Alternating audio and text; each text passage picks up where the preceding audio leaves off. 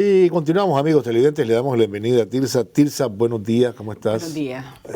Siempre es gratificante tener a ustedes aquí. A Adolfo Pastrán, que creo que ya está en línea. Adolfo, muy buenos días. Buenos días, gusto de verlos. Bueno, y ahora hemos sumado también a Eliezer. La tecnología nos permite hacer esto también. Bienvenido, Eliezer. Muy buenos días. Gracias, Albert. Gracias a ustedes por darme siempre este espacio. Pues, a pesar de las incontables ocasiones que no nos pudimos comunicar, pues aquí estamos. Ya, no. Son contaditas, hombre, son contaditas. Me estaba afectando la tecnología. Sí, son contaditas. Bienvenidos. Bien, gracias. Quería... hablemos un poco, inevitablemente, yo creo que debemos empezar por el 41 aniversario de la Revolución Sandinista, Tirsa. Han sido 41 años, no han sido fáciles, ¿verdad? Los primeros, sobre todo, fueron años en los que se enfrentó una guerra de agresión financiada por el país más poderoso de la tierra. Y a pesar de esa circunstancia, ¿verdad?, que nadie quería, se lograron, ¿verdad?, a colocar los cimientos de lo que puede ser hoy este segundo periodo de gobierno del Frente Sandinista. Es decir, todos esos elementos que tienen que ver con educación, con salud, con modelos, ¿no? Con democratización de la tierra, que fue reconocida inclusive en el exterior, con todos esos esfuerzos que se desarrollaron ahí y a pesar de la guerra de agresión. Y ya no digamos la gran solidaridad que despertó este proceso a nivel mundial, ¿verdad? Y ahora nos encontramos en circunstancias diferentes, con 13 años de gobierno sandinista en las que se han hecho una gran cantidad de cosas que yo digo, por donde volvás a ver, es imposible no observarlo, pues salvo que no quieras verlo, pues eso ya es otra cosa. Sí. Pero, ¿qué reflexión te trae el 41 aniversario? Bueno, primero que habemos muchos sobrevivientes todavía, que eso ya bastante. Sí, ¿verdad? Eso te coloca ya en un rango de edad bastante... Mentira, comenzando de chavala, yo sé. No tengo problema, ¿verdad? Porque la dignidad ante todo. Pero sí, bueno, muchos sobrevivientes, pero eso no es lo importante. Lo importante es que, siempre he dicho, el llegar a julio de 1979, y lo decías al comienzo del programa, significó un trecho larguísimo que costó mucho. O sea, que costó sangre, que costó muertos, que hubo mucho sacrificio, mucha entrega, actos heroicos, Julio Buitrago, ¿verdad? Que a propósito mañana es aniversario. Sí, el 15 de julio. Y fue un camino muy difícil y de compañeros heroicos, pues en condiciones difíciles y casi solos, ¿verdad? Porque no es el Frente Sandinista del 78 o claro, el 77, final del 77, sino los fundadores, ¿verdad? Los que abrieron, ¿verdad?, el camino. Entonces, eso significó, pues, porque a veces como que se olvida, ¿verdad?, de toda esa historia de heroísmo y de sacrificio y de lucha y de entrega de el Frente Sandinista. Pero hay una cosa que yo creo que también es muy importante. El sandinismo, creo que en alguna oportunidad lo dije aquí en el programa, el sandinismo nunca ha tenido oportunidad de gobernar tranquilo. En el 79, julio del 79, triunfó la revolución. Enero del 80 ya estás encima, ya tenés encima a todo el mundo, tenés encima a los gringos, tenés el somocismo tratando de reagruparse y empieza y nomás la guerra, el sabotaje, puentes caídos. Recuerdo muy bien lo que ocurrió en Corinto, la explosión de los tanques en Corinto, pues más... Fui a Corinto, estuve con otra gran cantidad de compañeros, bueno, nada de Mujer Maravilla, pero lo de los tanques en Corinto, las torres voladas, es decir, todo eso que significó la guerra, y ya no digamos los muertos, la cantidad de muertos y el sacrificio de los chavalos del servicio militar. Regresás al poder Y aunque hubo una etapa relativamente tranquila, siempre tenía la campaña de los gringos, la derecha, es decir, cuestionando. Desde el primer día que asumió el presidente Álvaro Ortega, empezaron a cuestionarlo, a cuestionar y a cuestionar. Es decir, ha sido un batallar del sandinismo impresionante, ¿verdad? Que solo te lo da la fuerza y las ganas de hacer las cosas. Pero siempre has estado batallando en contra de, ya no digamos del poderoso. En este caso son los Estados Unidos. Entonces siempre estas cosas son muy importantes, porque yo decía, bueno, la lucha contra la dictadura somocista, ¿verdad?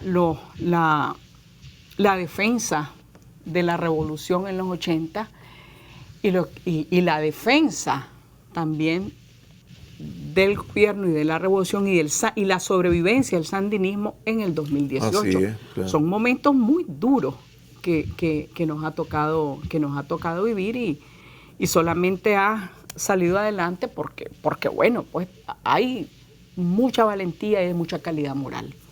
Mucha fortaleza. Sí, mucha fortaleza. Pues eso te lo da toda una historia de lucha que traes sobre tus espaldas. Y sin duda alguna, estás viendo ahorita, si hubiéramos podido gobernar en paz en los 80, yo me lo pregunto también. ¿verdad? Imagínate cuánto se hubiera avanzado. Avanzado, sin embargo, no se pudo. Sí. Y con todo y eso, hubo cosas muy importantes. Claro, sí, claro. Que hay que reconocerlas. No la reconocen los somocistas y los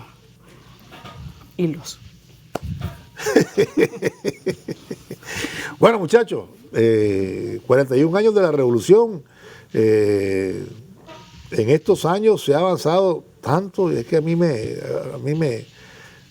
maravilla. Realmente usaste vos la palabra de la maravilla, pero a mí me maravilla ver las carreteras, los centros de salud, los hospitales, y es que no es para menos. Nunca lo vi antes, Tirsa, honestamente, pues, y tengo algunos años y nunca lo vi antes. Adolfo, Eliezer.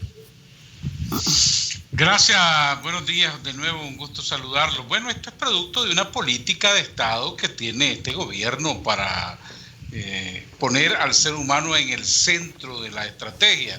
Si uno revisa el plan de desarrollo humano del gobierno, enfocado en cómo sacar a la gente de la pobreza, entonces te encontrás una diversidad de programas y de proyectos que están en este momento en ejecución, que son los que están ayudando a los nicaragüenses a mejorar su calidad de vida: carreteras, centros de salud, hospitales, programas para erradicación de la pobreza.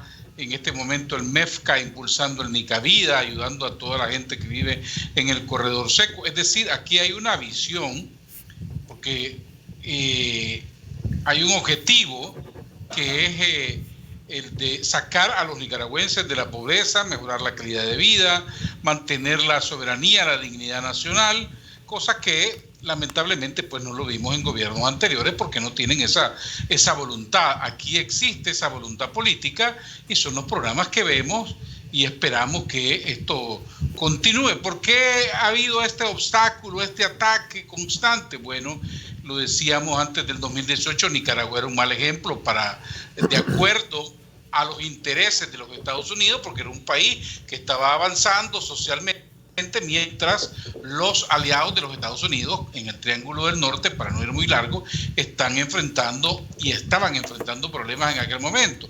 Dentro de la política hegemónica de Estados Unidos, entonces una revolución como esta, social, a favor de los pobres, no encaja, y siempre vamos a estar ahí en el ojo de la tormenta desde el punto de vista de los intereses de los Estados Unidos.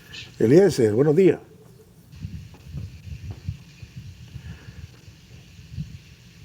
Hay problemas con la comunicación, con el audio.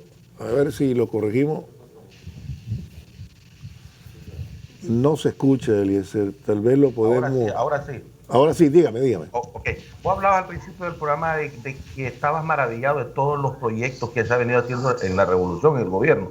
Lógicamente, si vos estás tan maravillado, te puedes imaginar los 6 millones de habitantes que tiene este país, 6,5 millones de habitantes que tiene de este país, cómo están de maravillados con esta inauguración de estos centros escolares, por ejemplo, de las unidades de bomberos, de las estaciones de bomberos, de policía, la comisaría de la mujer.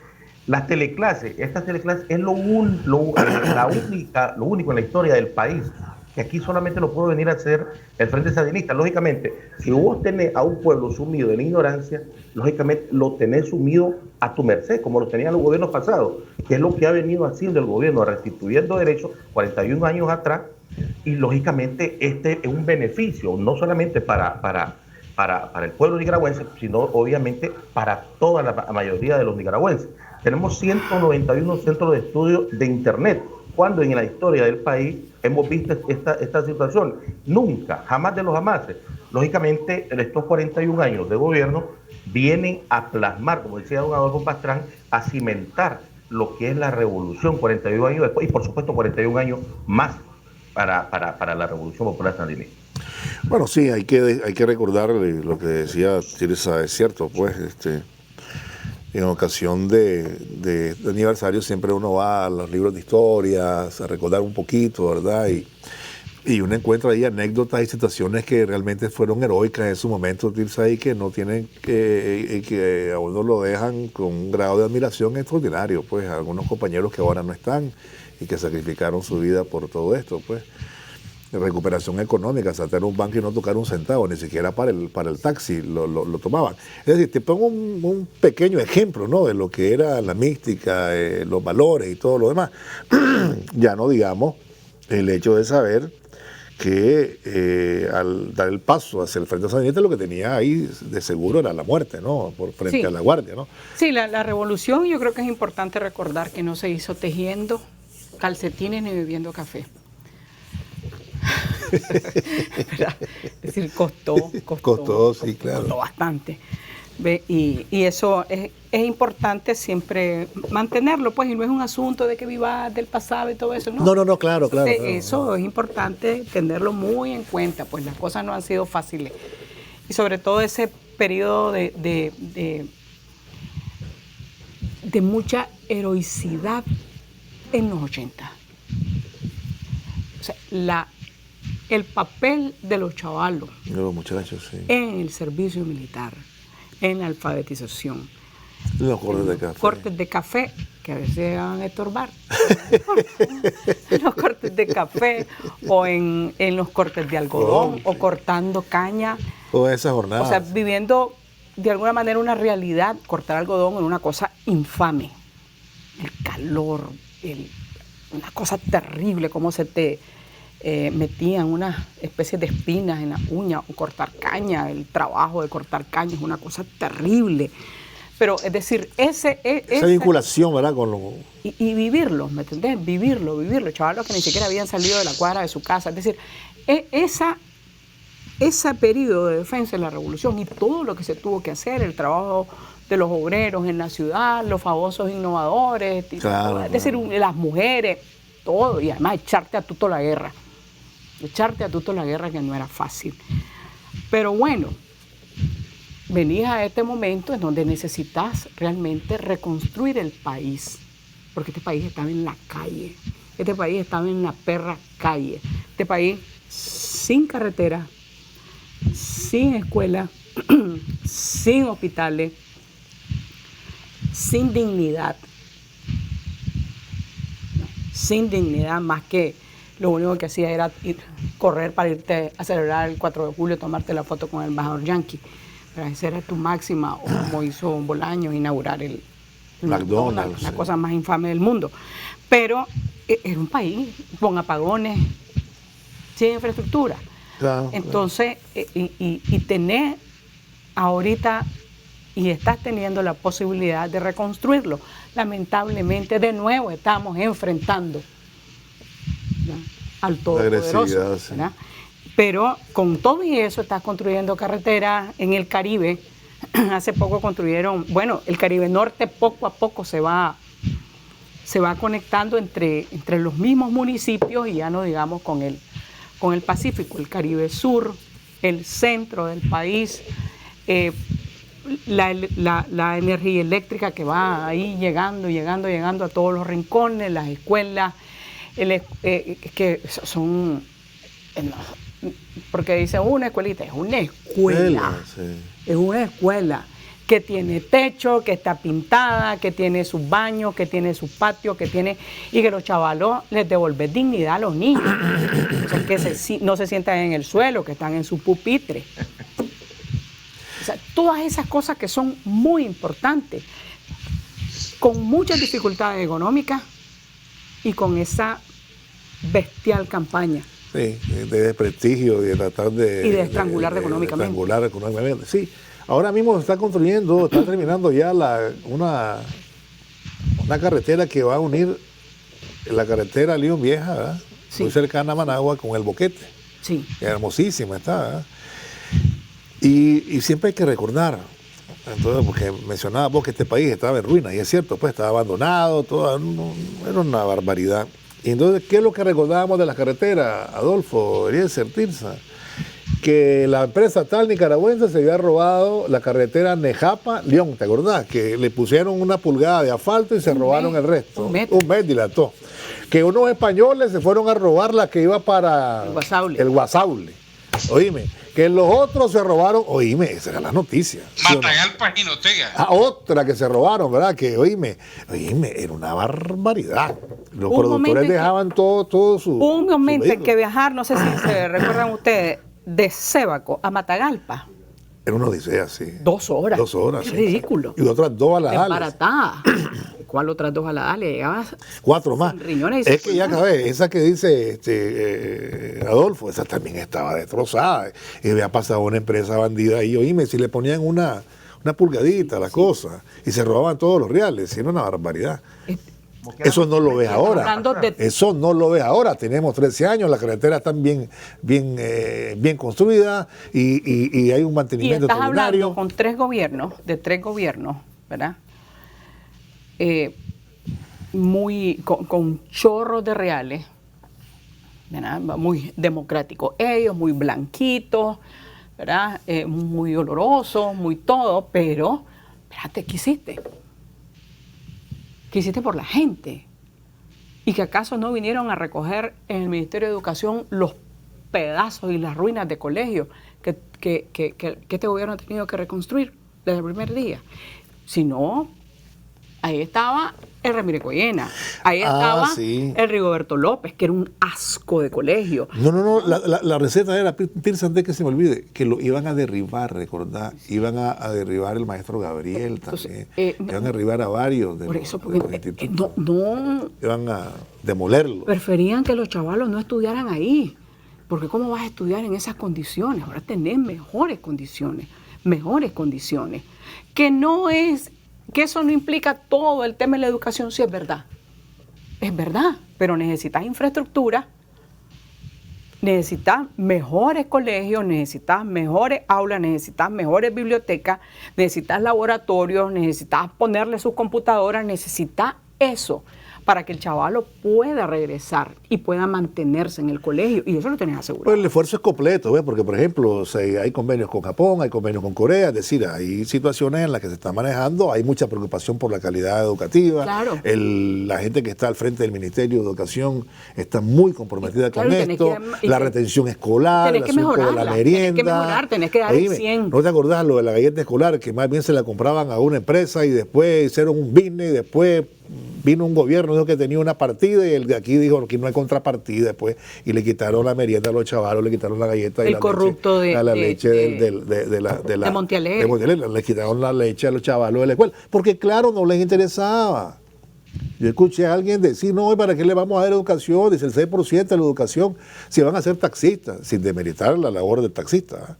¿Para qué ese profesional que van a ser taxistas? Dime, bueno, acordate que la propuesta... Era un asunto terrible, era de sexto grado y después que se fuera acordate que esa fue la propuesta de Belli. Ese hombre. Cuando fue ministro de Educación, que es un asco. Pues disculpen la expresión tan temprano. Pero es verdad, es decir, recetó el sexto grado. ¿Por qué? Porque necesita el sexto grado para los de abajo, para los de arriba. Tu carrera universitaria, tu maestría, tu posgrado. No, dice, el 6% hay que darlo individual, dice, depende de quién se lo dé, ¿no? Sí. Entonces era sí, no, y la discriminación. Pero estamos dejando sin hablar a nuestros invitados, Tirsa. Yo también soy invitada. Tienes razón, Tirsa, continúa así. Adolfo. Estoy siempre muy atento escuchándolo. Es cierto lo que decías, que en estas épocas uno va a recurrir a la historia, busca libros de video, y si uno busca los videos de hace 45 años, 41, perdón, y te das cuenta cómo era Nicaragua en aquel momento, unas cuantas escuelas, los campesinos no tenían tierras, eran latifundistas los que eran los propietarios, un grupo de gente siempre acumulando riquezas, eran los más ricos de Nicaragua, no había oportunidades de desarrollo socioeconómico para los más pobres, solo los que tenían plata tenían oportunidades para estudiar, para progresar, y lo ves o lo comparas eso con la Nicaragua de hoy, con las carreteras que tenemos, que ha mejorado eso, la competitividad y la integración comercial y la vía terrestre entre Centroamérica. Nosotros tenemos hoy por hoy, lo ha dicho el Banco Mundial, las mejores carreteras de Centroamérica. Aquí lo han reconocido los organismos internacionales, avances sociales importantísimos en el tema de la educación, un programa ahora revolucionario de las teleclases y la universidad en el campo, en donde los campesinos tienen hoy por hoy oportunidades de estudiar, ya no solamente trabajar el campo, quedarse arriando las vacas y pastorear las vacas para producir la leche. Ahora tienen esas oportunidades que solo una visión revolucionaria lo puede dar. Si, repito, uno lo compara con el pasado, hace 41 años, cómo estaba la cobertura eléctrica de Nicaragua y cómo la tenemos hoy casi llegando ya al 100% del territorio nacional. Esos son avances sociales innegables, comprobables, evidentes, que por mucho que los adversarios traten de tapar el sol con un dedo en esas campañas mediáticas y decir de que Nicaragua no avanza, ahí están las pruebas evidentes. Ya no se digan los hospitales, los centros de salud, las casas maternas, puestos de salud y todo lo que en materia de salud y vida se ha avanzado en Nicaragua. Claro que sí. Y Alberto, yo quería agregar algo. El gobierno no hace más porque no tiene más. O sea, el presupuesto general de la República, desgraciadamente y lamentablemente, es reducido. Entonces, si el gobierno tuviera más, si el gobierno hubiera tenido la oportunidad de los 13 años que tiene actual a los 16 años de gobierno, de desgobierno más bien neoliberal, yo te aseguro que en esos 26 años de gobierno, 16 años de gobierno neoliberal, a los 13 que tiene el gobierno, si hubiera estado actualmente el gobierno del presidente Ortega, yo te aseguro que este país fuera muchísimo más avanzado de lo que es hasta la actualidad. Porque si nosotros también sumamos lo que fue el golpe de Estado, que golpearon la economía, y lo que actualmente está con la pandemia, más lo que ellos se robaron, yo te aseguro que ahorita otro gallo no estuviera cantando muchísimo mejor que lo que en la actualidad está. Bueno, ¿querías agregar algo? No, pero también hay deudas, ¿verdad? Hay deudas y tiene que ser un desafío, un reto para un gobierno sandinista, un gobierno sandinista. O sea, se debe de avanzar para que este país sea un país más equitativo, ¿verdad? Más equitativo. Eso es necesario. Y además que tengas una función pública más eficiente. O sea, que se corresponda con todo el esfuerzo, con todo el sacrificio, con todo eso. Es decir, de dar respuestas. Es cierto que se hace, pero necesitas más. No puedes quedarte en lo de ahorita. Necesitas avanzar para tener un mejor país. Yo creo que eso es lo que todos aspiramos. No en el concepto de la democracia burguesa. Claro. El botito y el presidente de traje y corbata, pues, y una primera dama de traje largo y haciendo poses ahí, echada en un montón de zacate, comen los caballos. ¿Te acordás de esa fotito de vanidades que se mandó a hacer aquella?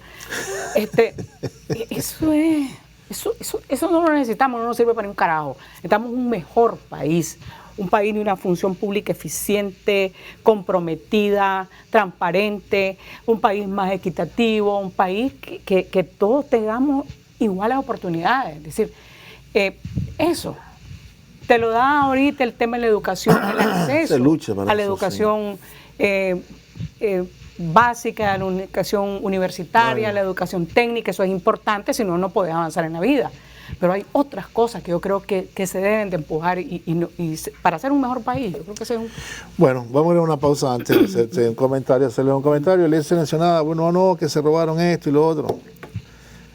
Imagínate, hablamos también de las carreteras que se robaron, ¿no? Que se robaron esta carretera, se robó la otra, que él se robó la siguiente.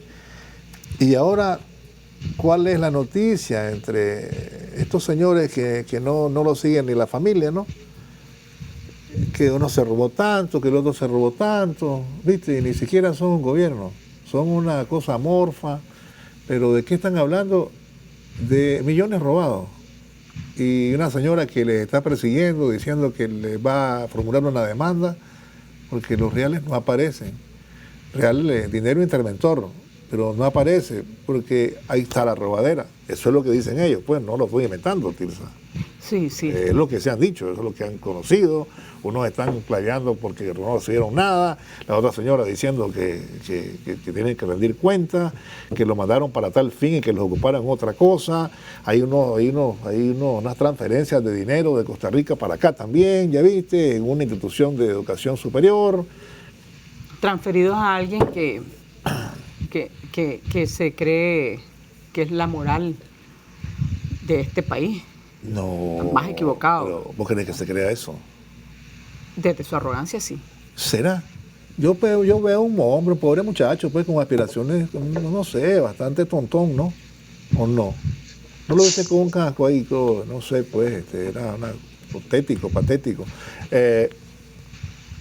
Sí, es que no lo veo así, no sé por qué lo estás viendo así. Yo veo un pobre muchacho desilusionado, con unas ilusiones que pareciera que no vive en Nicaragua. Y por otro lado, Bancor, se llevaba muy bien con Bancor, ¿verdad, Adolfo? Bueno, ahí están las fotografías, ahí están las pruebas evidentes. Ahí el dinerito de Bancor, ¿verdad? Que fue para esa institución, para esa organización. Sí. Dinero que el Bancor, en vez de dárselo a los productores, se los daba a ellos. Ahora ya va, ¿te fijas? No, y ahí para qué, y ahí, sí, es verdad. Bueno, ahí sí le caía bien. ¿Quién le caía bien ahí? Todos los directivos de Bancor. Sí. Y por ende también el gobierno. Vamos a la pausa, ya volvemos. Bien, la verdad, Tirsa, que no deberíamos de perder el tiempo en esto, pero en el segmento pasado lo que pasa, Adolfo y Eliezer, que Tirsa y yo hablábamos de personajes diferentes, lo que sí es que son parientes y lo que los une es, pues de ahí la confusión, como no mencionábamos nombres, pues porque no viene al caso, sí, pues los dos han recibido una gran cantidad de millones. Y en el caso de ella le llama muchachos a los muchachos más grandes y yo le llamo muchachos a los más pequeños. Entonces, pero bueno, son cosas sin importancia, aunque no con poca importancia, porque el asunto es que el dinero es un dinero intervencionista, ¿eh? Es un dinero que debería ser usado para otra cosa y que viene para pagar esa labor que les han dado a ellos, pues, oponerte a todo, opinar sobre esto, porque eso no es un apostolado que tienen ellos, ¿verdad? Y que están preocupados por este pueblo. No saben nada de este pueblo. Nunca se han vinculado, incluso el que vos hablabas, se vinculó al Frente Sandinista y era una persona arrogante, pues. La gente lo recuerda porque no decía ni buenos días, pues. No ibas a verlo solidario con nadie. No, nada de eso, pues, ¿verdad? Son errores que la gente comete. Él cometió el error de meterse ahí, ¿verdad? Porque no era su condición ni tenía el carisma de vincularse con la gente. Porque de ahí viene también el asunto. La vinculación del Frente Sandinista con la gente. El Frente es la gente. El Frente es este pueblo. ¿Me explico? Y entonces viene aquí cualquiera y cree que jugar a política e ir a hacer, vámonos, pues, este es un partido de béisbol, comprate las manoplas y vámonos al estadio. No es así. Igual ocurría con las elecciones, ¿te recordás? Aparecían las elecciones y decían, vámonos, y se preparaban. No, el Frente Sandinista ganó una elección y al día siguiente está en campaña. Y continúa durante todo el tiempo, hablando de esos procesos. De tal manera que estábamos hablando de personajes diferentes, lo que sí, fíjense, bien curioso, ¿no? Lo que tienen en común es que reciben millones de dólares. Pero más que en campaña, no es que hoy gana el frente de las elecciones y mañana comienza en campaña, mañana comienza a trabajar. Pues sí, y trabajar, y bueno, y es que, oíme, pero es que la mejor forma de decir es hacer, decía José Martí. Claro, qué mejor, perdóname, qué mejor forma de decir, yo soy mejor, que hagas el hospital, que hagas la carretera. O sea, esa es una manera de decir, mira, esto, porque hay mucha gente que lo reconoce, Tirsa, y hay una gran deuda con la gente que necesita mejorar su vida, y ahí va, poquito a poco, trabajando. En algunos momentos tranquilos, y en la mayoría de los momentos, pues, batallando contra todo esto que hemos visto a lo largo de los años y de gobiernos sandinistas en los 80 y ahora. Pero entonces siempre con dificultades y con esas campañas nefastas y todo eso, pero haciendo cosas, porque hay una gran deuda.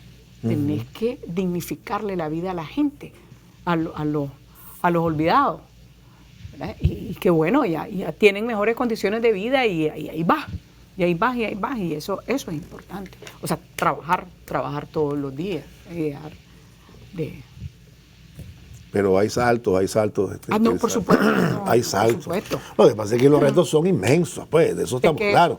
Y los recursos son limitados, pues somos países con recursos muy limitados.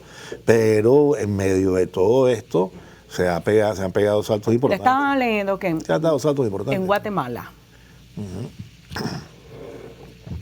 una de las razones, o una de las cosas que te explica por qué hay hospitales colapsados y un sistema de salud terrible.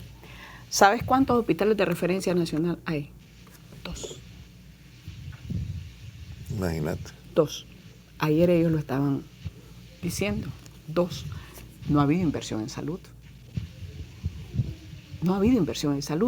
Y aquí estás todos los días inaugurando casas maternas, los puestos de salud, y estás terminando de construir varios hospitales. Y las unidades móviles, pues, que hacen lo suyo también. Sí, claro. Las clínicas móviles, que son muy, muy importantes para llevarles medicina, atención médica especializada a la gente en los barrios. Entonces, eso es importantísimo. Claro. Eso yo insisto en que te le devuelve Honduras también problemas. A la gente. Sí, claro, Honduras también con problemas. Claro. Costa Rica con sus mentiras también con problemas. Tremendos problemas. Adolfo. Bueno, eso ocurre porque la prioridad de estos gobiernos en esos países hermanos no es la salud de la gente, no es la gente de abajo. Costa Rica en este momento está en una situación muy difícil, lo dijo el domingo en un discurso el presidente Carlos Alvarado, en que van a hacer un recorte presupuestario el más grande en la historia de Costa Rica. Se les cayó el turismo debido a ese encerramiento, las cuarentenas extremas. Y ahora está matizando el presidente, ya dorando la píldora, diciéndole a los ticos que van a tener que amarrarse la faja porque hay que pagarle más de $500 millones al Fondo Monetario Internacional y van a tener que seguir subiendo impuestos. Lo mismo en El Salvador, que están con saldo rojo. Ayer hubo una protesta de trabajadores de la salud porque no les han pagado el mes de mayo, les deben junio y ya va el mes de julio. No sé cómo es que andan buscando contratar otros médicos en la región centroamericana. Y la mayor caída económica del Producto Interno Bruto la va a tener en Centroamérica El Salvador, con entre 8.5 y 9% este año, producto de esas medidas económicas de encerramiento. Una situación difícil, pues, que van a atravesar estos hermanos. Y Guatemala ya no se diga, que tiene una población mayoritariamente indígena, en donde esa no es la prioridad, sino otros sectores socioeconómicos de mayores recursos, y por eso no han construido una red hospitalaria. Aquí nosotros tenemos que agradecer esa visión de las autoridades del gobierno de priorizar la salud, la educación, y sobre todo gratuita, porque estaba leyendo que en estos países también se pueden hacer algunas pruebas, pero la gente, para lo del COVID-19, pero la gente tiene que desembolsarse plata, tiene que pagar para saber si tiene o no tiene el virus, contrario a lo que existe en Nicaragua por una voluntad política que hay del gobierno de acercarse o de ser de los más pobres. Alberto, hay que recordar también, hablando del partido, el Frente Sandinista no es un partido electorero. El Frente Sandinista está en campaña permanente. ¿Y cuál es la campaña? Hombre, y la inauguración, la restitución de derechos de todos los nicaragüenses.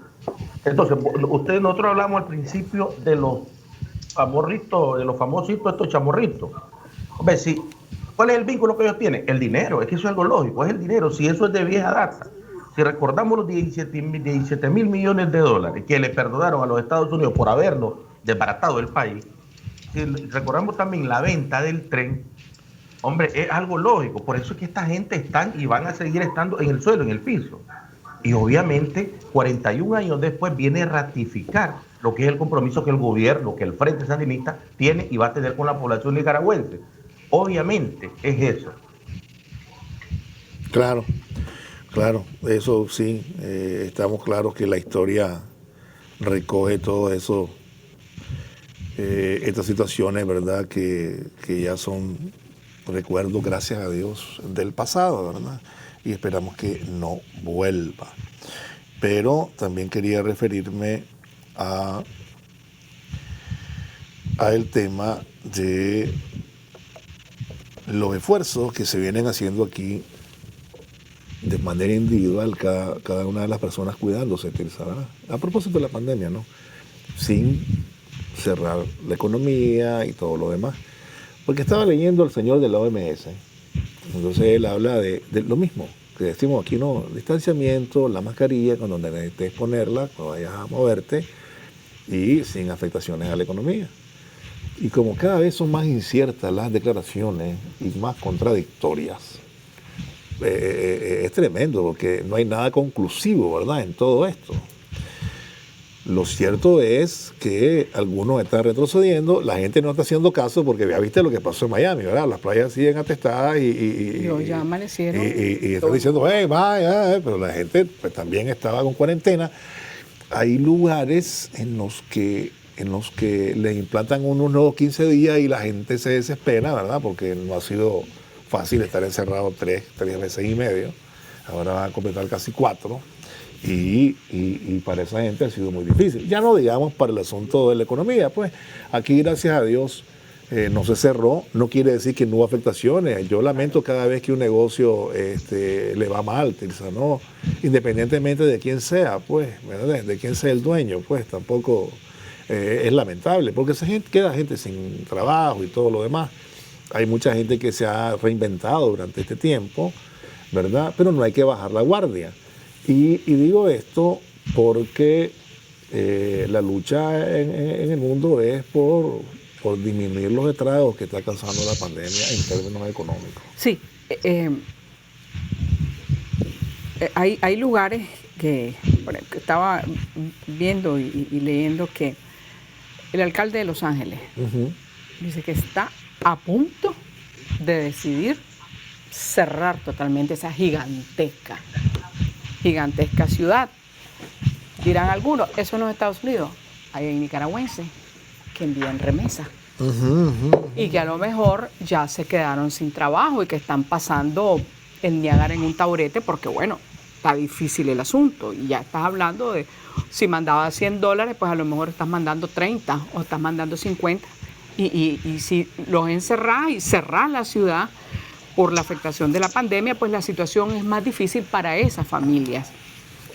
Entonces, todo el mundo está tomando sus medidas. Y yo creo que aquí, con todo este gigantesco esfuerzo que están haciendo los trabajadores de la salud, el gobierno, los trabajadores de la salud, pero esfuerzo gigantesco, hay gente que se está relajando. Y no es justo, si yo fuera enfermera o doctora o alguna cosa, que salgo bien reventada del hospital, con todo ese drama y con todo ese drama que están viviendo, y ves relajadito todo el mundo. Dice, espérate, ¿qué es esto? Que tenemos que ser ciudadanos responsables. Y tengo que decirlo, pues he visto actividades el fin de semana, una pelotera de gente. Bueno, en los bares, restaurantes y todo eso. Y sin protección, sin guardar la distancia física recomendada, vos decís, espérate, ¿qué es esto?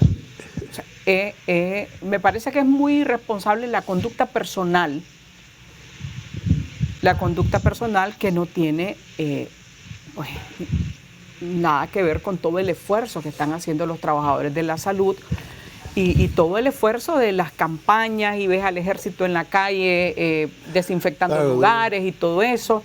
Y vos decís, ¿qué es este relajo? Pero no solo aquí tienes en las imágenes, vieras que son los relajamientos de la gente. Sí, pero no debería darte risa, porque eso es peligroso. No, está bien, no me da risa. A ver, no estoy minimizando la pandemia, que quede claro.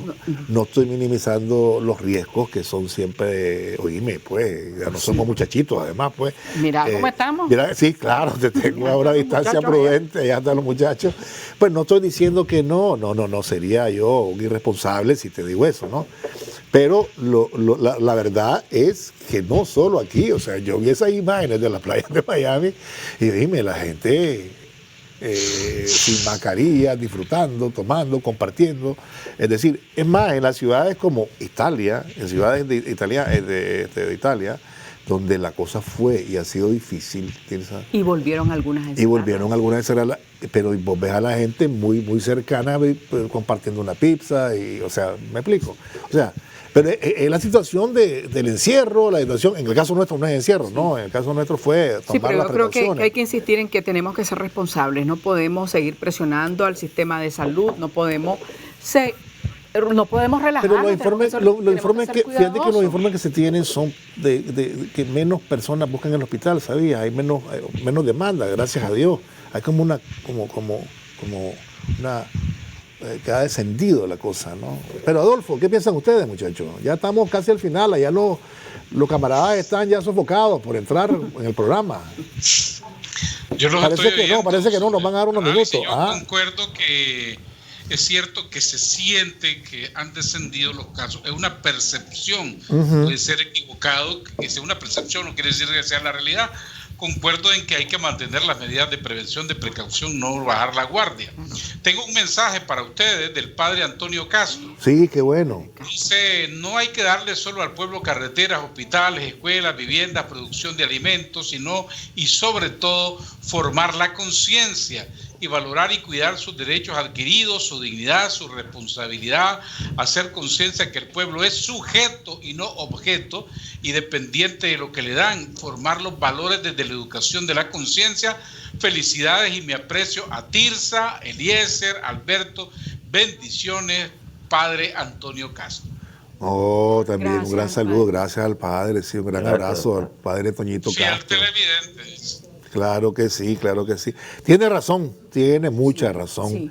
Y el pueblo ha sido sujeto, sí, se involucra. Ahí, por ejemplo, siempre pregunto cuando vienen aquí el ingeniero Mansell o viene el ingeniero Barreda, el otro compañero, ¿y cómo deciden dónde van? Entonces me dicen, bueno, lo hacemos en coordinación con las alcaldías están con las comunidades, están los CLS, y dice, bueno, vámonos por aquí. Igual con la casa solidaria, la vivienda solidaria, la que se están entregando con el tema de Taiwán, con el apoyo de los hermanos pueblos de China Taiwán. Entonces dicen, esta familia está más urgida que esta otra, ¿no? Primero vamos con esta, luego vamos con la otra. Hay manera, pero él tiene razón, hay que involucrarse más y que el pueblo sea sujeto, ¿no?, de toda esta historia. Y yo creo que sí ha sido sujeto porque yo insisto que el Frente Sandinista está nutrido por esos hombres y mujeres que vienen del seno del pueblo. Sí, no pueden ver, es importante que... Perdóname, y los valores porque mencionaba las teleclases, Adolfo, hay varias asignaturas o temas que tienen que ver con la formación de valores en las teleclases, Tirsa, que tienen también que ver con la parte cívica y una serie de cosas más que también nos dan cuenta el esfuerzo que hace Carlos Emilio López también, ¿no? Es decir, hay también preocupación en ese aspecto, ¿no?, que tiene toda la razón el padre Toñito Castro. Sí, él tiene razón, porque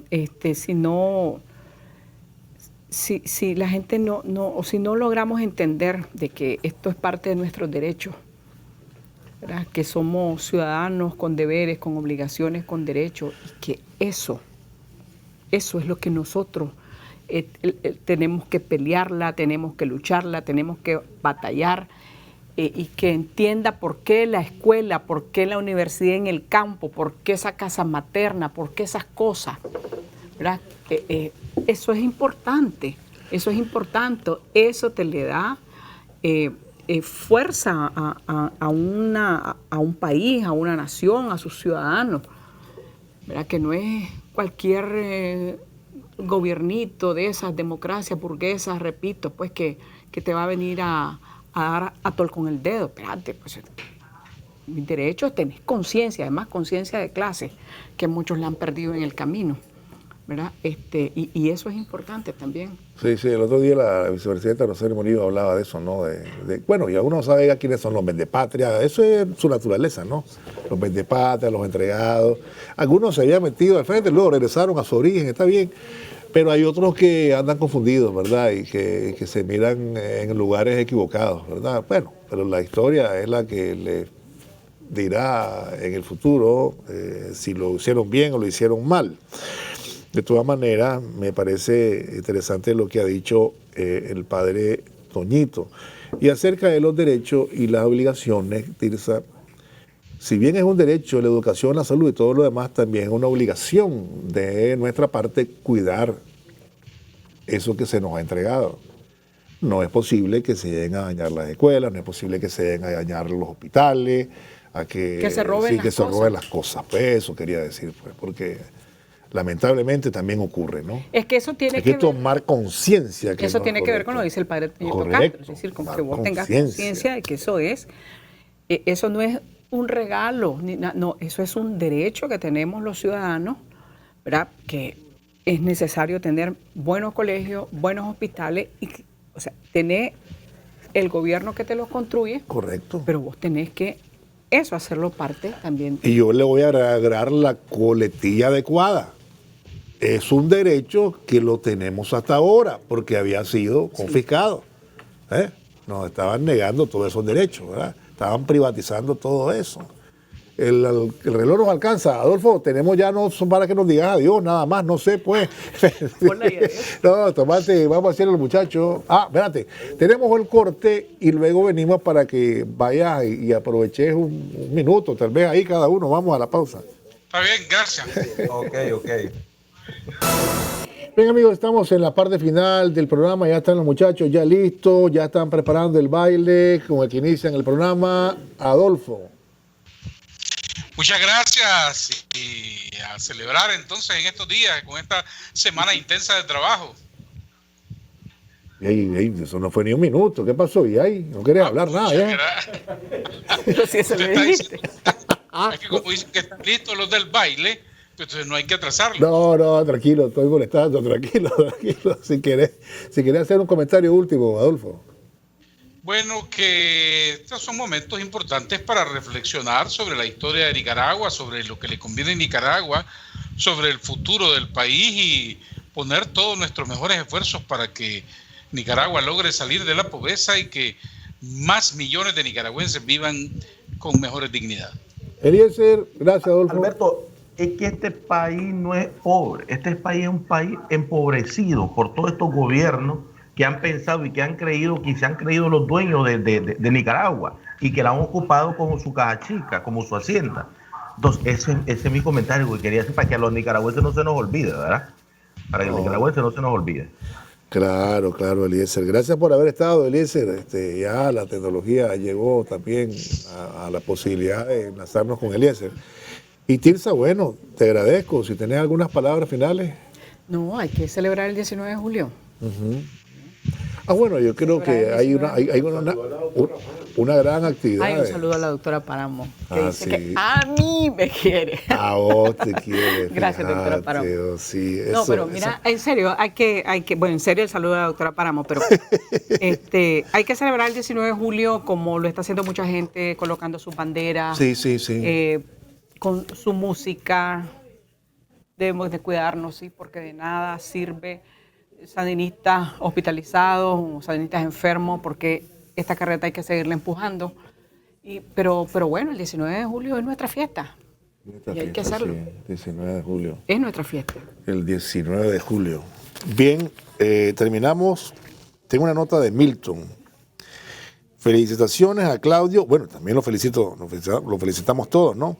Felicitaciones a Claudio del Carmen Guillén Ruiz, quien trabajó hombro a hombro con su padre, el maestro Arnoldo Guillén, en la escultura de bajo relieve de los héroes de la patria, el cacique de Irianquén, el general José Dolores Estrada, el general Benjamín Celedón, el sargento Andrés Castro, el general Augusto C. Sandino y el comandante Carlos Fonseca. Hoy Claudio está de cumpleaños y le manda felicidades a su hermano Milton. Así que nos sumamos también nosotros a las felicitaciones. Y un abrazo al maestro Guillén. Y un abrazo al maestro Guillén. Tesoro. Sí, hombre.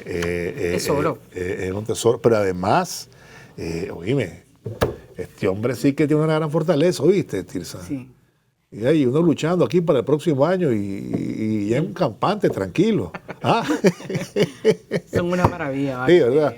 Bien, entonces nos vamos. Gracias, muchachos. Gracias, Adolfo. Gracias, Eliezer. Gracias, Tirsa, por haber llegado. Vamos a despedirnos. Les invitamos a continuar con Canal 4, la mejor televisión. La revista Es Mi Día ya está lista para continuar con la programación del canal. Buenos días y cuídense.